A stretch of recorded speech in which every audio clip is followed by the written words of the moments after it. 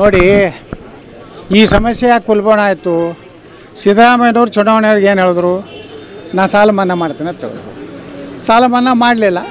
ಈಗ ಅವ್ರು ಯಾರು ತೊಗೊಂಡವರು ಹೆಂಗಾದ್ರೂ ಸಾಲ ಮನ್ನಾ ಮಾಡ್ತಾರೆ ಅಂತೇಳಿ ಅವ್ರಿಗೆ ತುಂಬಿಲ್ಲ. ಅದರಿಂದ ಈ ಸಮಸ್ಯೆ ಉದ್ಭವ ಆಗೈತಿ. ಇದು ಫೈನಾನ್ಸ್ ನೋಡ್ರಿ, ಈಗೇನಾಗ್ತದೆ, ಕೆಲವೊಂದು ಜನ ಹಂಗಿರ್ಬೋದು. ನೀವು ಎಲ್ಲರೂ ಒಂದೇ ತೂಗ್ಲಕ್ಕಾಗೋದಿಲ್ಲ. ಅಲ್ಲಿಯೂ ಎಷ್ಟೋ ಸಹಾಯನೂ ಆಗಿರ್ತದೆ ಆ ಸಂಘ ಸಂಸ್ಥೆಗಳಿಂದ. ಪಾಪ ಅವರು ಮೈಕ್ರೋ ಫೈನಾನ್ಸ್ ಅಂದರೆ ಎಲ್ಲೋ ಬ್ಯಾಂಕ್ನವ್ರು ಕೊಟ್ಟಿರ್ತಾರೆ, ಆರ್ಥಿಕ ಸಂಸ್ಥೆ ಇರ್ತದೆ, ಬಂಡವಾಳ ಯಾರೋ ಡಿಪಾಸಿಟ್ ಇಟ್ಟಿರ್ತಾರೆ. ಅದನ್ನು ತಂದು ಇವರು ದುಡಿಸಿ ಅವರಿಗೆ ಬಡ್ಡಿ ಕೊಡಬೇಕು, ಲಾಭಾಂಶ ಕೊಡಬೇಕು.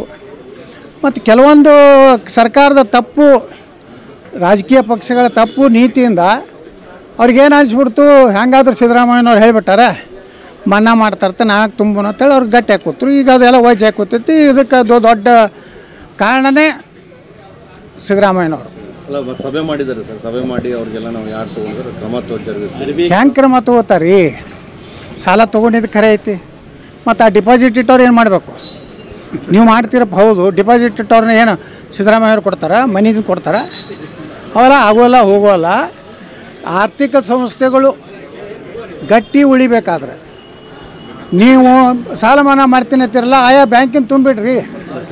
ನೀವು DCC ಬ್ಯಾಂಕಿನ ತುಂಬ್ರಿ, ಸಹಕಾರಿ ಬ್ಯಾಂಕ್ಗಳು ತುಂಬ್ರಿ, ಮೈಕ್ರೋ ಫೈನಾನ್ಸ್ ಯಾವುದೋ ಅದು ತುಂಬ್ರಪ್ಪ ಮೊದಲ. ನೀವು ಸರ್ಕಾರದಿಂದ ಸುಮ್ಮನೆ ಬರೀ ಜನಪ್ರಿಯ ಕಾರ್ಯಕ್ರಮ ಮಾಡ್ತೀರಿ ಪುಕ್ಷಟ್ಟಿ.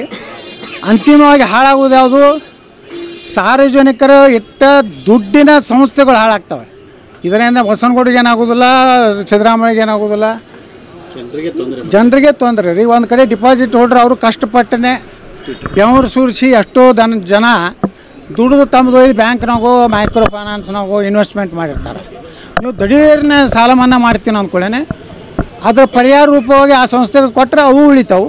ನೀವು ಬೇಕಾದ್ರೆ ಜನಪ್ರಿಯ ಕಾರ್ಯಕ್ರಮ ಮಾಡ್ಕೊತೋಗ್ರಿ, ಯಾರು ಕೇಳ್ತಾರೆ? ಕೆಲವೊಂದು ಕಡೆ ಏನು ಮಾಡ್ತಾರೆ ಸರ್, ಮೈಕ್ರೋ ಫೈನಾನ್ಸ್ ಹೆಸರಿನಲ್ಲಿ ಅಂದರೆ ಈಗ ಇಂಡಿಲಿ ನಡೆದಂಥ ಘಟನೆ, ಮನೆಗೆ ಹೋಗಿ ಕುಡ್ಕೊಂಡು ಹೋಗಿ ಗಲಾಟೆ ಮಾಡೋದು, ಈ ರೀತಿ ಮನೆಯಲ್ಲಿದ್ದಂಥ ಸಾಮಾನೆಲ್ಲ ಚಲಾಪಲಿ ಮಾಡೋದು, ಈ ರೀತಿ ಎಲ್ಲ ಹರಾಶ್ ನೋಡಿ. ಅದು ಕೆಲವೊಂದು ಆಗ್ಬೋದು, ಆದರೆ ಎಲ್ಲರೂ ಹಾಗೆ ಮಾಡ್ತಾರತ್ತು ಹೇಳೋಕ್ಕಾಗೋದಿಲ್ಲ. ಕೆಲವೊಂದು ವಸೂಲಿ ಮಾಡೋರು ಅಂಥದ್ದು ಮಾಡಿದ್ರೆ ತಪ್ಪು.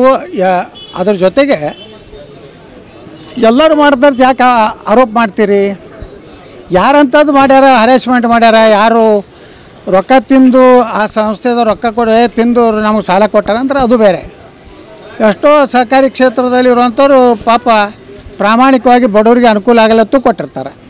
ಈಗ ಅದಕ್ಕೆ ಎಲ್ಲ ಇಡೀ ರಾಜ್ಯದಲ್ಲಿರೋ ಎಲ್ಲ ಫೈನಾನ್ಸ್ ಸಂಸ್ಥೆಗಳೆಲ್ಲ ಹಾಗೆ ಮಾಡ್ಲಕ್ಕತ್ತ ಅನ್ನೋದು ತಪ್ಪು.